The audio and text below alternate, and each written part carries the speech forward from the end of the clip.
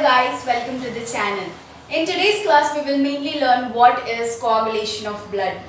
We know that coagulation is nothing but it is the property in which the blood will lose its fluidity and it will convert it into a gel form.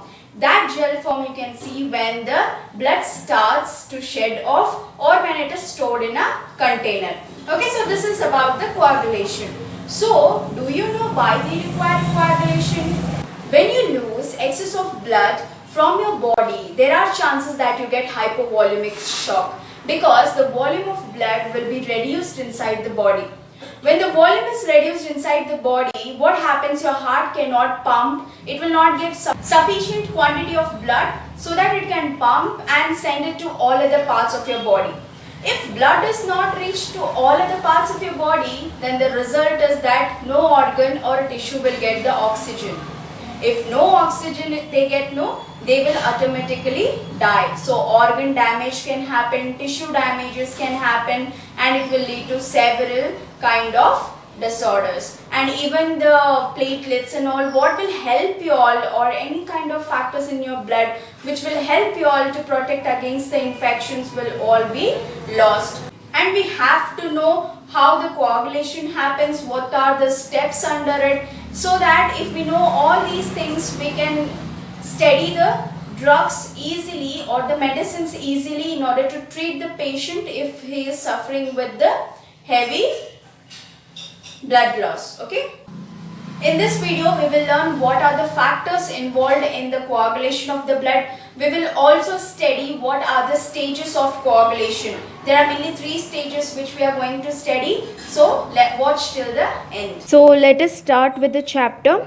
Okay, what is coagulation? First, as I said, that it is a process in which the blood loses its fluidity and it will convert into a gel-like mass. So, it will be converted into a gel. That when it will be converted, when it will shed off or it is collected in a container. Okay, so you can go through it.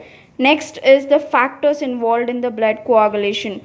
So these are the factors which you can see further in the chains and all. So in the cascade you can find these. So when I say factor 1, then you should know it is fibrinogen.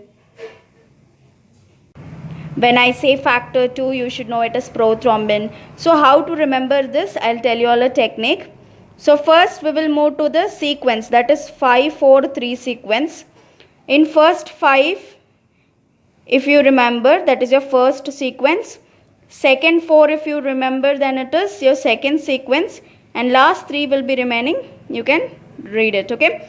So first, in this first 5 sequence, you can remember it as LP, FTC, and just write the Roman number 1, next write the 2, 3, 4, 5. Okay, so L is nothing but the labial factor, which is 5, fifth factor. P is nothing but the prothrombin. Okay, so F is nothing but 1, that is fibrinogen, and T is nothing but your third factor, that is thromboplastin. Also you can call it as a tissue factor. And last the T1 is the third factor, that is thromboplastin, whereas C is nothing but calcium, that is your fourth factor. So LP, FTC will be your 5 sequence. Okay, LP, FTC. Next, moving on to the fourth sequence. Fourth sequence you have to remember SACS. Okay, SACS, SACS. In that, if you write, it is the factors you can see. First 5 is over, 6th one is not there. You should remember one thing, that 6th is not there. So it is 7th, 8th, 9th and 10th. S is nothing but the stable factor. Okay, so that is your 7th factor, as you can see here. Next, A is nothing but the anti-hemophilic factor. Okay, and C is nothing but the Christmas factor, which is 9th one. And last here, S is the Stewart power factor, that is mainly the 10th one. So 5th sequence is over, 4th sequence is over, now 3rd sequence. So last 3, if you see, you have to remember just PHF, that is plasma thromboplastin antecedent. H is nothing but Hagman factor, as well as you can say it as contact factor, and F is nothing but fibrin stabilizing factor, also you can call it as fibrinase. So these clotting factors, if you know, it will be very easy for you all when you read the intrinsic and extrinsic pathways. Okay.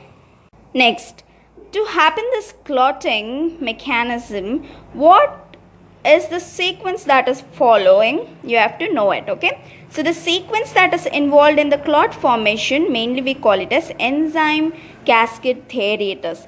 Cascade is nothing but the process that occurs through a series of reactions. So there is various steps in that, in which you know, first if it gets activated, automatically it will activate the second factor. Third, if it is activated, it will activate the fourth factor. Like that only till the final step is reached, this cascade will be going on.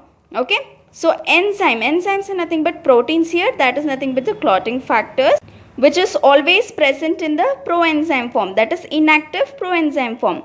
That should be converted into active form. Okay, in order to formation of the clot, you should get an active enzyme instead of proenzyme. So that reaction is called it as proenzyme enzyme conversion reaction. Okay, so what is this enzyme cascade theory? It is nothing but it will explain you how various reaction will be involved in the conversion of this proenzyme to active enzyme in the form of what? Cascade. That is, one step will activate the other factor, second one will activate the third factor. It's like that. Okay. So last topic in this video, we will see the stages of blood clotting. There are mainly 3 stages it follows. First is there will be formation of prothrombin activators, and next will be the conversion of the prothrombin into thrombin, and last one is nothing but conversion of fibrinogen into fibrin. So this was the introduction that you all had to know before going to the further pathways. If you know this, it will be very easy for you all to remember the mechanism of action of various medicines coming in the anticoagulants. Okay. Please do watch my next video in order to know about stages of blood clotting. Thanks for watching the video. Please do not forget to like and share the video and subscribe the channel.